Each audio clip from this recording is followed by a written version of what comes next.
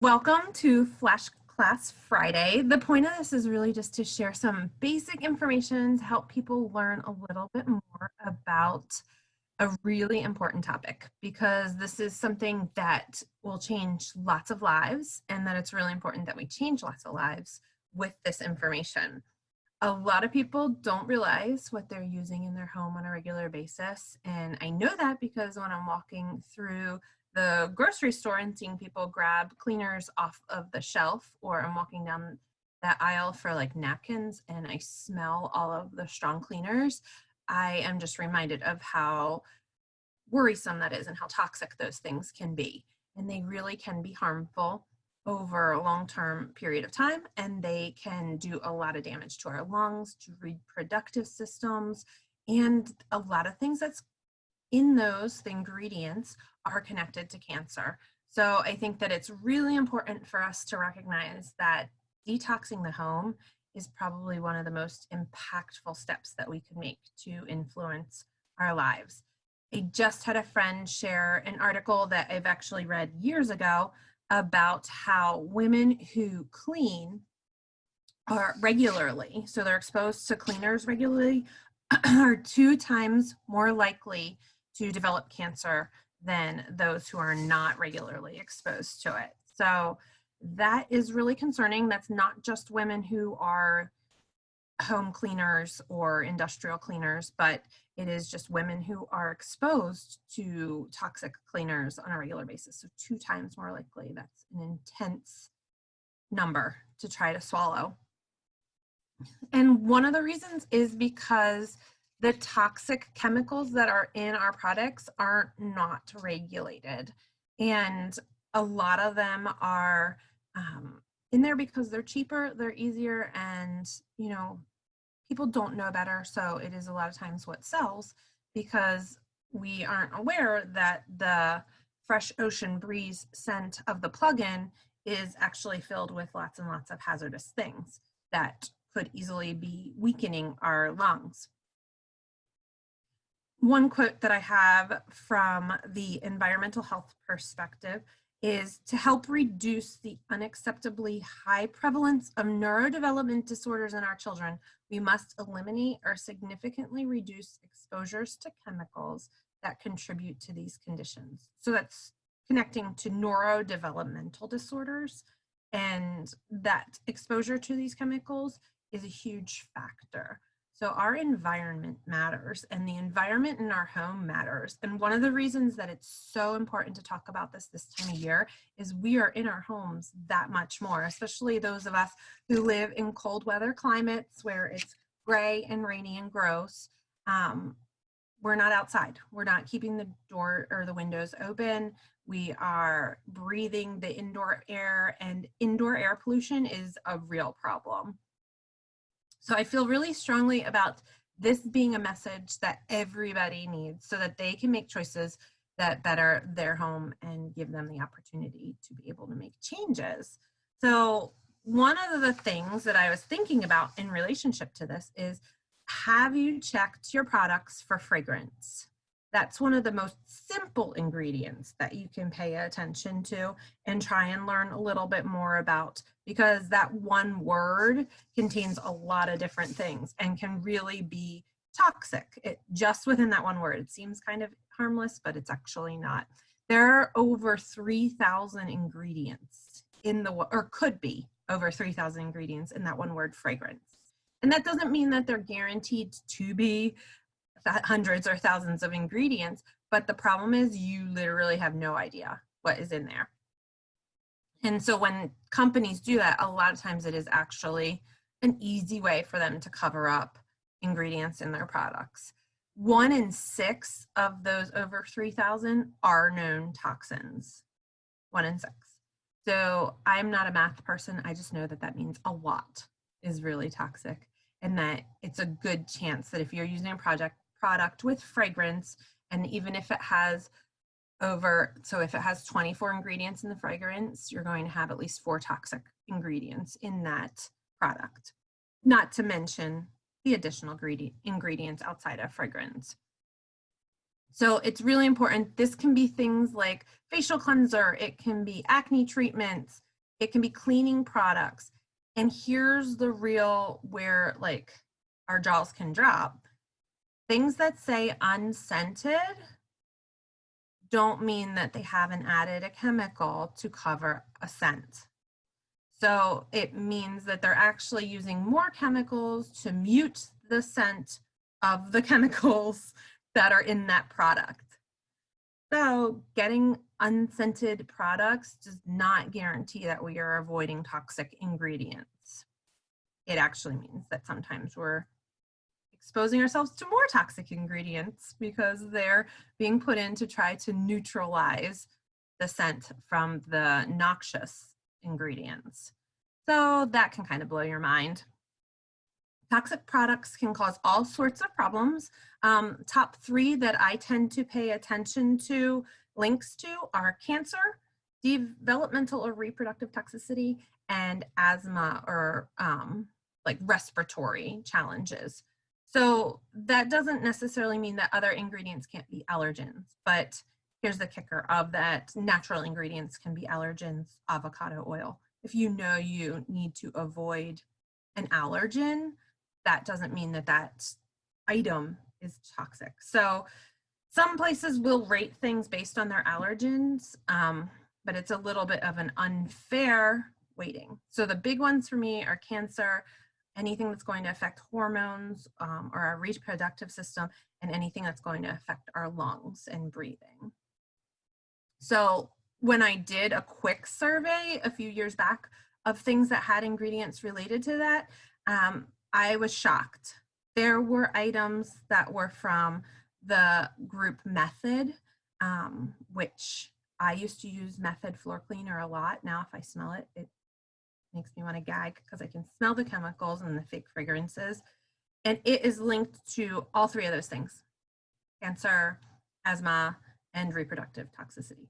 7th generation even has some things in those categories. So truly, it is really hard to just go to a store and trust that I'm going to buy this category, this brand. It says natural, it says clean or green. Not so. So that's where we have to become more educated on ingredients. And we have to learn that certain ingredients like parabens are linked to cancer. And we have to learn that fragrance is linked to respiratory issues.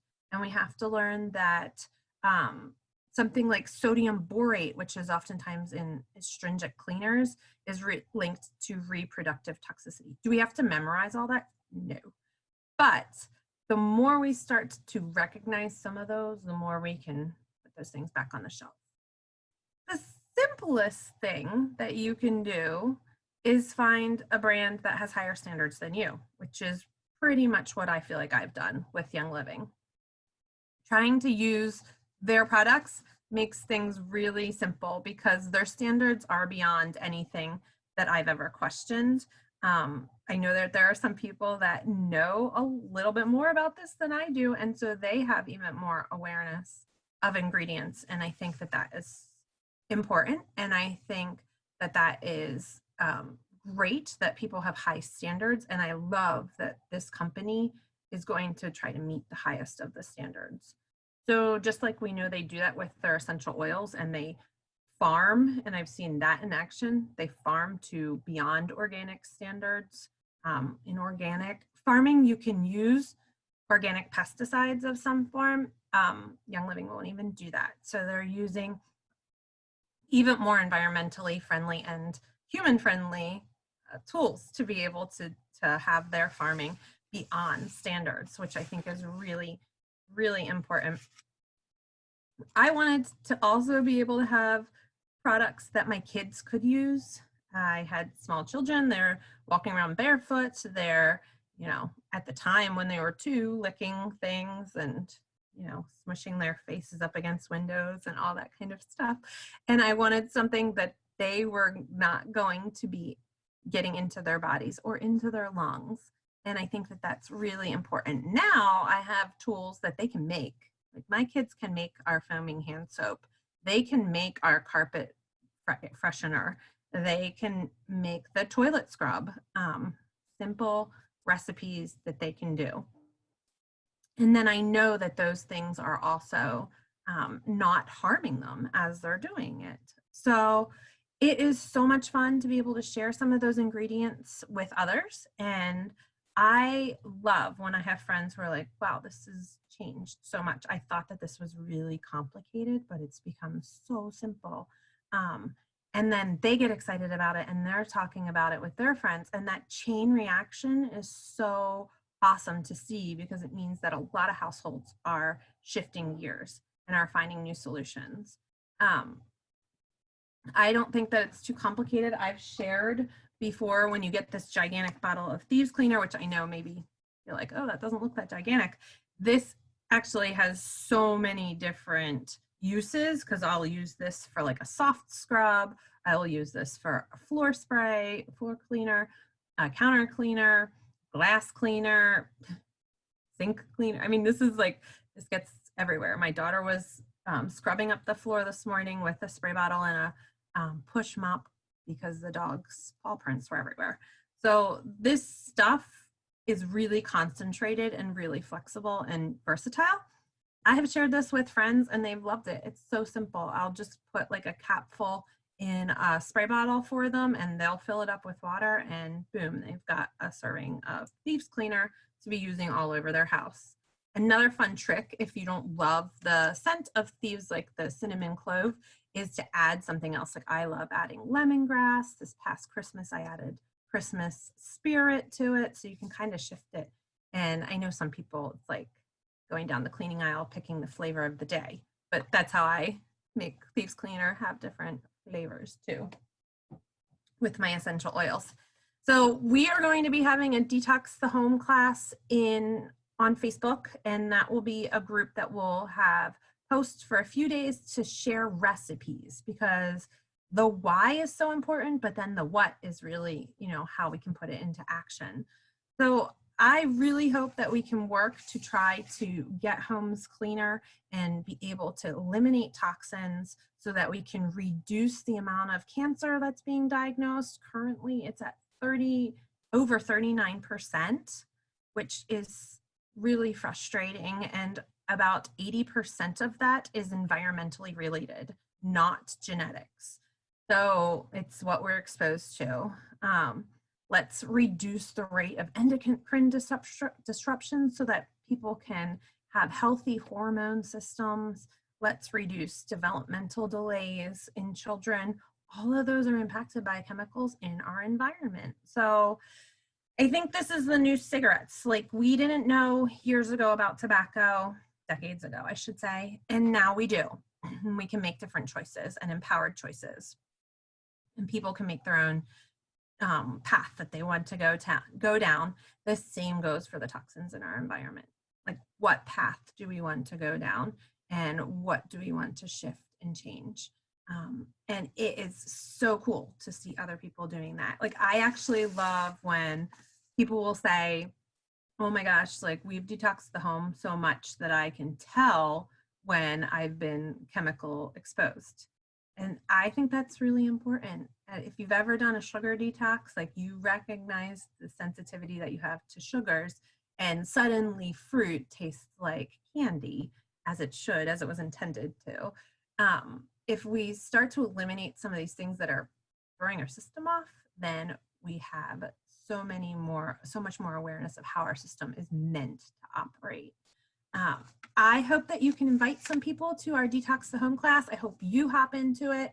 And if there are certain recipes that you really want to know more about, let us know so that we can make sure that we have those recipes ready for you. It's not complicated.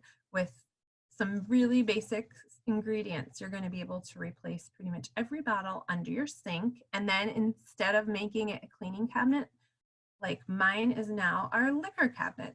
So that's an upside. There's more room in that cabinet for better bottles. And we hope that we will just be able to help impact a lot of lives. And we can do that with your help.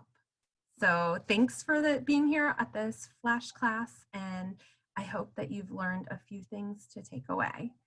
We will talk to you soon.